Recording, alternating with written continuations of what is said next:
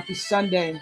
If you made it here, I'm so blessed and grateful to be able to stand in front of you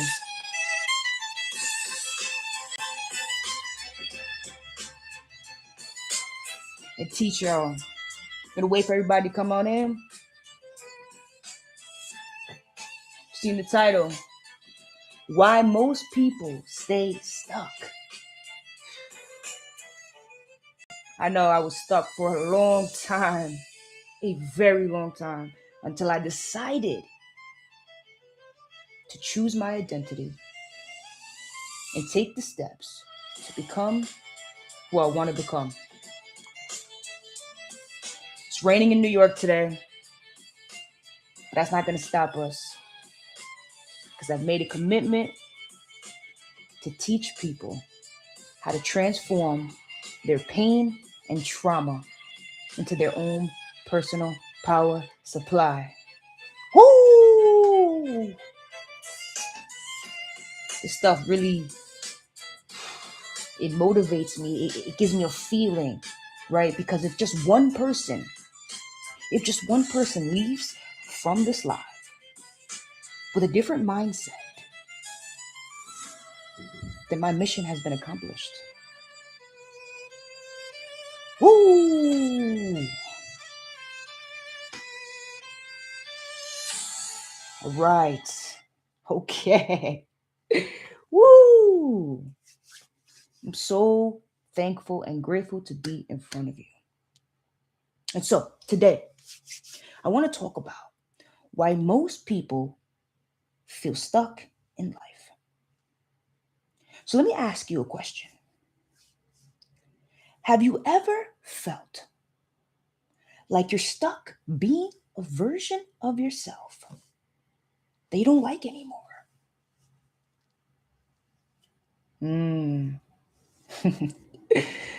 You see, now we're getting a little deep. And so, like you never,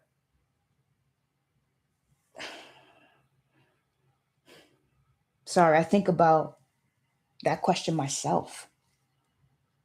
Like, I remember the times where I would scroll and I would see all these people doing the things that I knew that I could do. But the identity that I kept within myself kept me stuck. So let me ask you, like, do you think you're capable of being more? Honestly.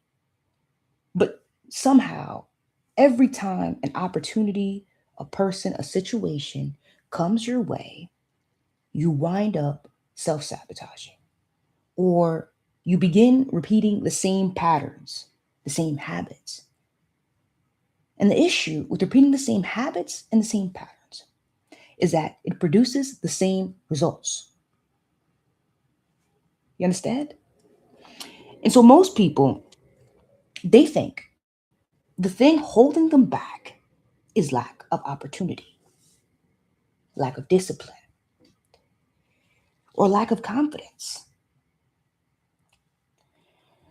But today, I want to talk about something deeper because the real thing is what's holding you back is that the current identity you have is protecting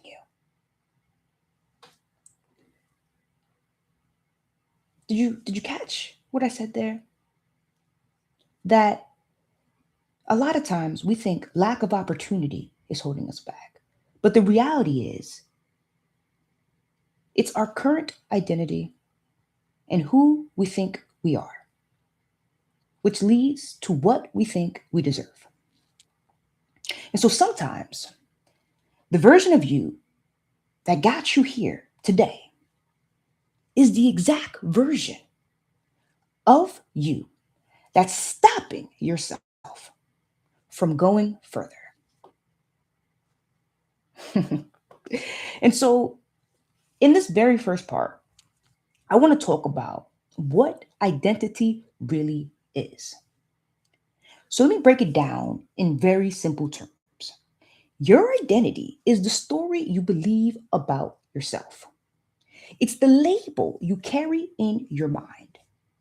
Some people walk around believing, I'm not disciplined, I'm not good with money, I'm not confident, I always mess things up. And so when you think like that, it kind of gets a little murky. You see, your brain wants consistency more than it wants success. So once your mind accepts an identity, it begins to protect it, even if that identity is limiting your life, right? So if you believe you're the shy one, you avoid situations that require confidence, right? If you believe you're unlucky, you notice every bad thing that happens. Your brain literally filters reality to prove your identity true. Let me repeat that again. Your brain will literally filter your reality to prove the current identity you have is true. Hmm. That's think about that. Think about that. Your thoughts are literally reflecting in your reality. So, in the second part, I want to talk about where your identity comes from, right? This is why I have where and I have this line with the arrows because where and why are very much connected to why most people stay stuck and creates the loop of the identity trap, right? So let me tell you something that's going to blow your mind if you don't know. Most people didn't even choose their own reality. Yeah, but for real, for real. Like the current identity you have right now, if you feel stuck, you chose it after being conditioned towards that identity. But from where? But from where, Coach Jazz? Where do you guys think I'm going with this? Right? Because you didn't choose your identity, it was given to you, right? Maybe a teacher called you lazy when you were young. Maybe you failed at something once and told yourself, I'm not good at this. Maybe someone close to you, like a parent, said something that stuck with you for years. And without realizing it, you built your entire life around that story. Personally, I remember people in my life telling me, oh, you're ugly. You don't have any friends. You're never going to be on TV. You think you can win an award? All of those things without me realizing it for many, many, many years really affected my life negatively.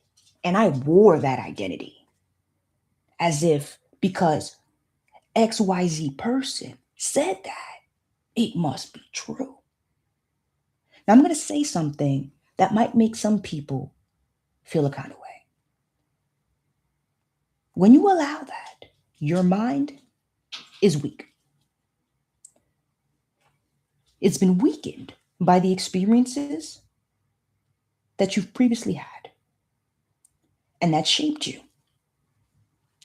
But when you become strong in the mind, definite in who you are, and who you want to become, there is nobody, and I mean nobody, no human being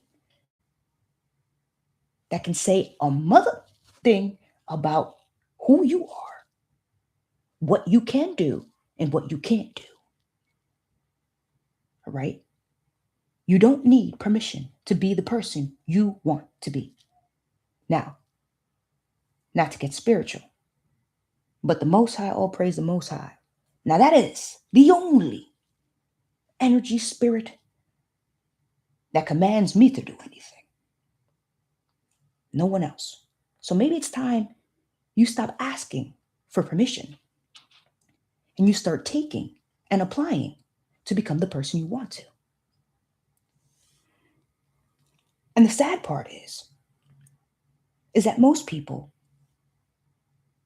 they will either never realize they have been conditioned by previous experiences, or two, they do realize, but they fail to ever do anything about it.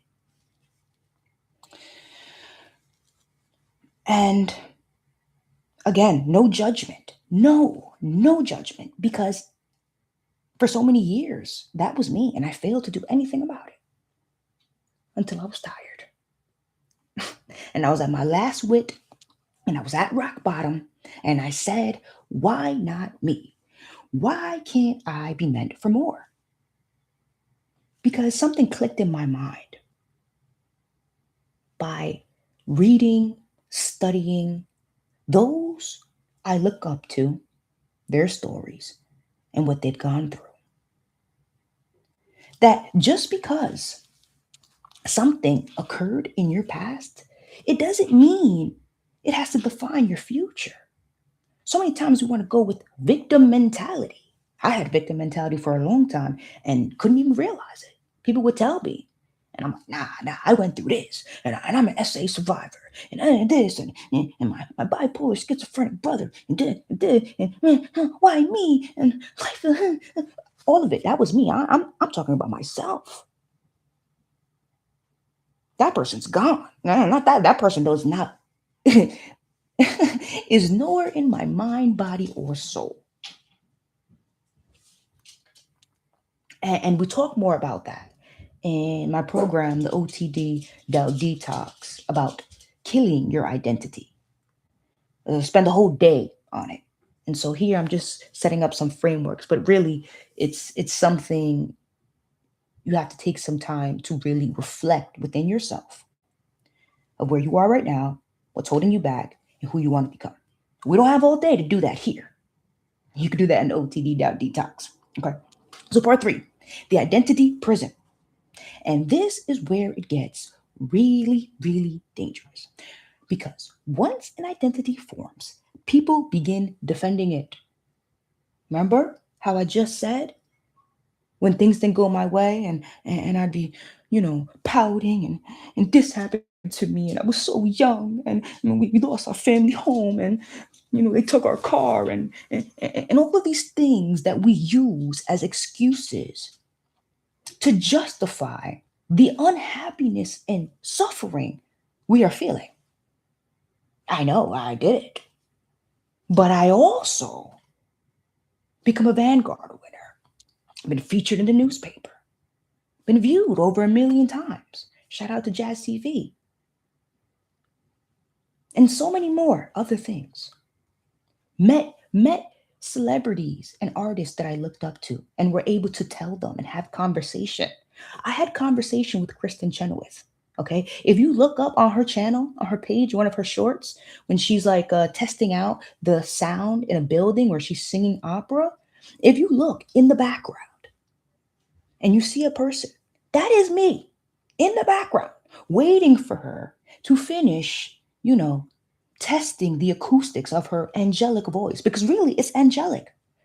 And it was so fascinating to me. Like, wow, I remember watching you, watching Wicked, and just admiring your talent. And here I am. And here I am getting to talk to you about energy, right? And her telling me, she has an accent, darling, you're such a light. Just keep on going. I'm like, I will keep on going. I appreciate it. I'm not going to get into the conversation that I had with her because it's personal to me. But that would have never happened had I stuck in the identity that was placed upon me from my experiences and the things that other people said. Because if you haven't realized, people telling you things like that are projecting. They tell you that because they don't believe they could. And that took me a very, very long time to understand. All those people told me that I couldn't achieve my dreams because they truly believed that they couldn't. Tell you something, some of those people that said I couldn't achieve my dreams that have been watching me for years in different platforms, I've seen them in real time achieve their dreams. Okay, so let's get back into it. I got into a little tangent with Kristen Chenoweth. Okay. um, but yeah, like I said, once the identity forms, people really begin defending it. And then they say, and I hate this. I hate this phrase when somebody that repeats behaviors and patterns that negatively impact themselves, impact others, cross other people's boundaries, and say, it's just who I am. Really? It's just who you are.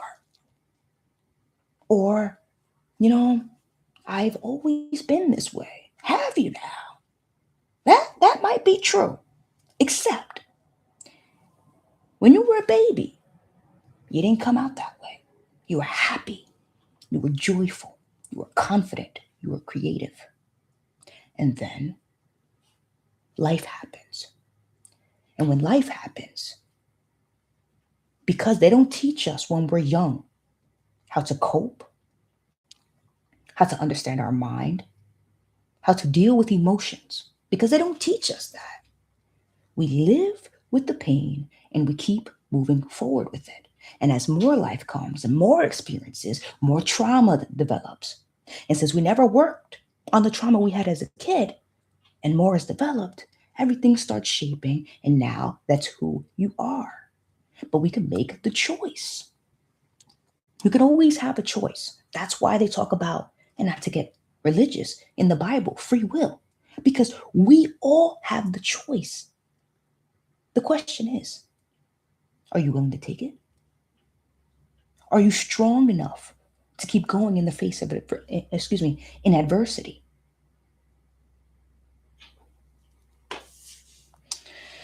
And so the moment that you accepted your limiting beliefs and your identity, your growth stopped right there. That's why it's called being stuck, because you decided to stay with that identity. And now your growth is stuck and now you're stagnant. And then you're looking at your friends, your family, or whoever else you grew up around. Some of them are literally running sprints around you. And you feel like you have been left behind. But I'm going to be honest with you. What have you done lately? All right? It might sound a little tough at first, but I promise you, everything I'm teaching you is with love of the utmost light. But I'm not going to lie to you. What have you done lately to kill the identity you currently have, which you don't like? Because if you're watching this, you don't like the version you are of yourself. What have you done? And if you ask yourself, well, I've been manifesting, I've been closing my eyes, I've been meditating, I've been hoo ha. Great. All of that is great. And I do that too. But what separates all the people writing on their mirror, I'm beautiful, I'm this, I'm going to have this, is action.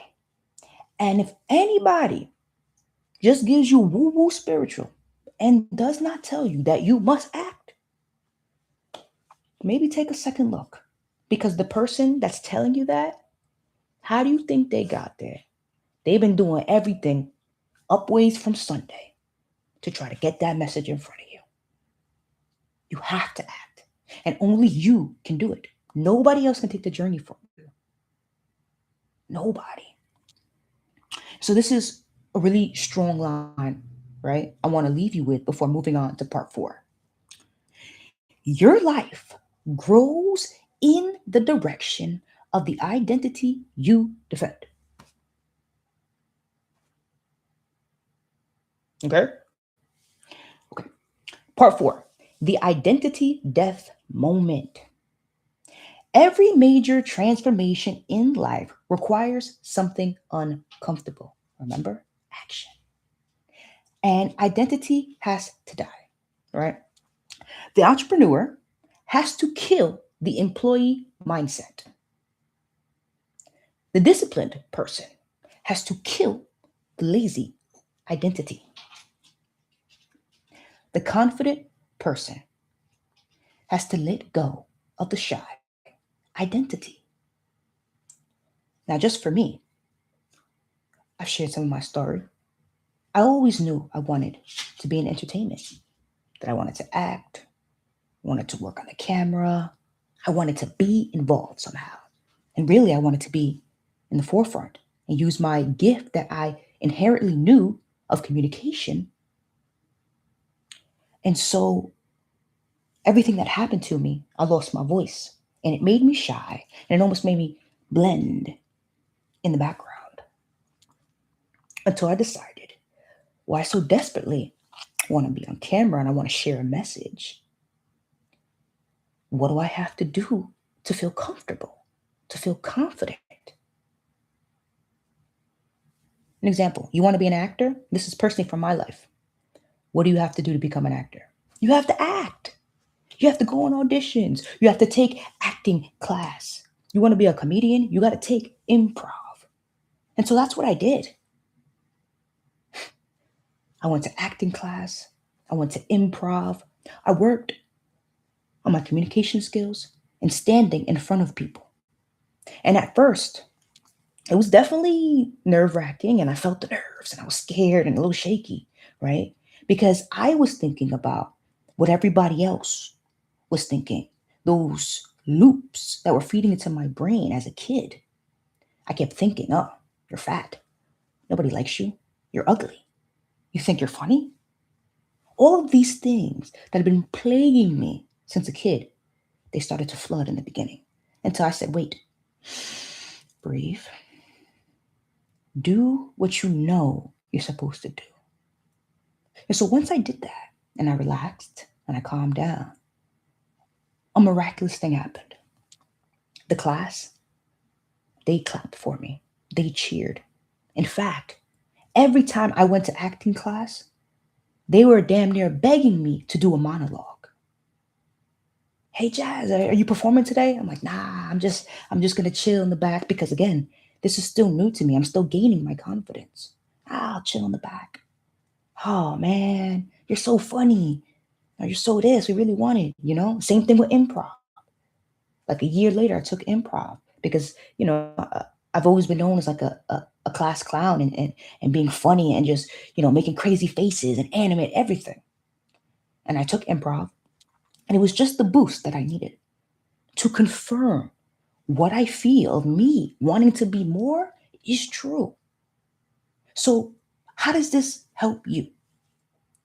If you feel, maybe let's go cooking. Let's not go acting and famous or any of those things because I feel like a lot of people want to do that now and they want to do it for the wrong reasons. It's not for the art. It's not because they have a message to share.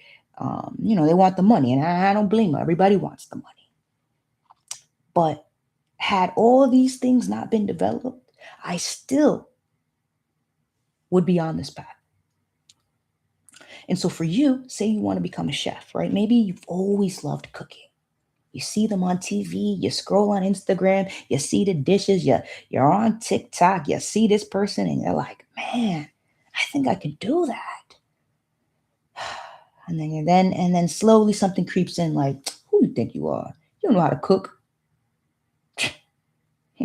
You think you can make that fancy dish? You can't even afford the ingredients. Like these are the things going on in people's mind, right? When in reality, there's so many dishes. If finances is your struggle, there's so many dishes that are cost efficient that one can make. So that's a lie you're telling yourself. Two, you're already watching the video. Why can't you just go to the store, get that cost efficient recipe, get those ingredients, and try to make that dish? There's nobody around, right? Listen, I got that food. I'm feeding my brain right now. After I feed you guys some wisdom, I'll feed myself. All right. So back to it. Why can't you try in your home? Nobody's watching you. You don't have to have a dinner party. It could just be you, the recipe, the video, and you get to it. But you don't try because you're afraid that you're going to mess it up. But the only way to get better is to do.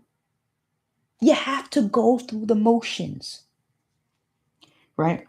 And so you can't become someone new while still protecting the same old story. It's really quite powerful when you understand it like that. And where most people really struggle, like I just told you, is that they really desire new life, but they refuse to let the old version of themselves go. And it's like, why are you hanging on to something you just said you don't with no more? Right?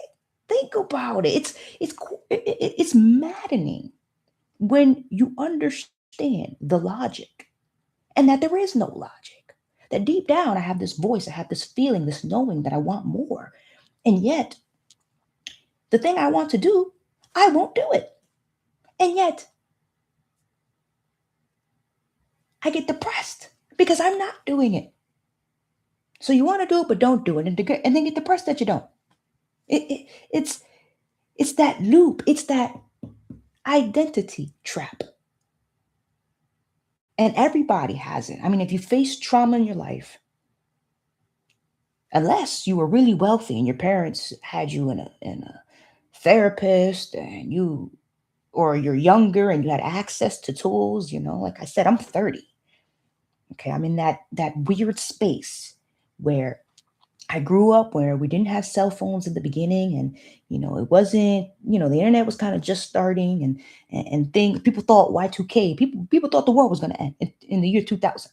I didn't really know too much about it, but I could remember, you know, watching the ball drop, and I think they're playing the Jennifer Lopez Waiting for Tonight, when she's in that green shirt, whatever, waiting for tonight. That video was fire. I was young, but I remember looking at that video like, dang, she looked good. Anybody could just give her props for that one. And we were all thinking it's gonna end, right? And then it doesn't end. And then technology starts going nutty. Rapid technology everywhere, everywhere, everywhere. Now we're getting Blackberries, and now we're getting iPhones and iPods, and now we have tablets, and now we got streaming, and now we got AI, you know? And so I'm in that gap between didn't have much and then having access to everything. And so growing up, especially as a biracial Puerto Rican and Haitian woman, growing up in a kind of racist place. Yes, I experienced a lot of racism growing up. And I don't want to get too much into that topic, right? Because somebody might see me like, oh, you're biracial. You experienced problems? Very much so. Very much so. Being mixed. It's, nobody likes you. The one group don't like you because you're not all the way there. The other group don't like you because you're not all the way there. And then the one group don't like you because you're all of it. And it was very, very difficult. And so the trauma that I faced, there was nobody to help me. My own parents, my mom grew up in extreme poverty, government cheese. Like, she has 6 brothers and siblings, okay? Or should say 5, okay? And they slept like two in a bed each, sharing clothes, like extreme poverty. And she dealt with a lot. She didn't have any means to deal with the identity that she grew up with. But luckily, you know, as I've learned, I've taught my mother. And she's right now living her best life. Living her best life. But I had to pull her out of her identity trap that she had been living with, especially with money. Especially with money. And I'm so grateful. And Mom, when you watch this, I love you. I'm so grateful that I've been able to help you and heal some of the money wounds that you grew up with. So I can cry right now. She out here living her best life, not worrying about, just not worrying about, you know, will I have money to pay for this? What, obviously we want a budget, but we want to live. And so she out there putting herself first. And it took her a really long time to do that. And so as I learned, I taught her. And my mom is 60. Okay?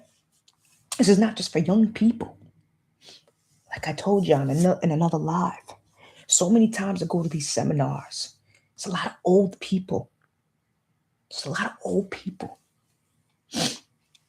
that when they're weak and feeble or just finally fed up with, not having tried it when they were younger and they're trying to figure it out. And nobody says that you can't because she out there figuring it out, looking great, healthy, vibrant. But wouldn't you want to figure it out right now instead of waiting till later? Don't wait because I promise you, not everything is guaranteed. You are not guaranteed to reach 60. I want you to hear that. You are not guaranteed to reach 60. You are not guaranteed tomorrow. You are not guaranteed 2 weeks from now. You are guaranteed right now. Where we are, this is real. Everything else is a possibility. So let's work on this together. That's why I'm here. I'm here to teach you. Woo! I did not think I was going to cry. Today's divine number is 111. All right, angel number 111. If you've been seeing it, maybe this message is for you. And if it is, I hope that something that I've told you today has resonated and that you begin to really reflect about who you are right now, how you got to that point, and who you really want to become. Again, this is just a small little lesson, part of a bigger program in the O.T.D doubt detox, which I'm working on right now for y'all. And I'm so proud of it to be able to take the years of knowledge and wisdom and accolades that I've gotten and pulled myself out of the trauma and really share it with those that want to change their life, because no one's coming to save you. And I really, really want y'all to understand that. Nobody's coming to save you. And maybe some lucky people, they get like a sugar daddy or a sugar mama, them yacht parties or whatever they do. Hey, that person might save you financially. That person, that money will never save you from the trap that is your own mind. That's why you hear about millionaires and billionaires that unalive themselves. You say, well, if I had that much money, I'd be so happy. You think, you really think, if I got that success, oh my God, I'll be so happy. Oh, you think. You got to learn how to be happy right now where you are at. Because if you're happy now and you're content right now, when you get that money, it'll be amplified. Because money is energy, and money just amplifies who you are already. Wow. Make sure you follow me on Instagram at always ALWAYS _ OTD. Okay. Follow the channel. I just made it at Overcome the Doubt. That's where we're going to be putting uploads, more structured videos. Maybe we'll do a couple lives on there. You know, this channel is Jazz TV. This is Jazz, and so Coach Jazz and Chef Jazz, like it's all me. And this gets a little behind the scenes where you guys get to see me laugh and the trials and tribulations and what it takes to really make this movement come true. This is what Jazz TV is for.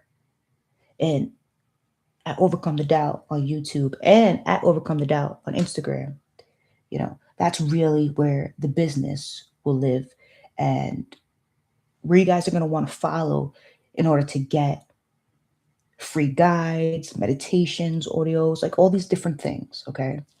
And I'm here to serve y'all, period, point blank. And if only one person, because I'm just talking to one person right now, if only one person got anything from what I said here today, then the time and the money that I'm putting into this is all worth it. Because I made a promise. I made a promise to the Most High that all the dreams that I wanted and goals, which was to literally teach millions of people how to transform their pain into power, that they can O.T.D and overcome their doubts. That is literally what I want to do.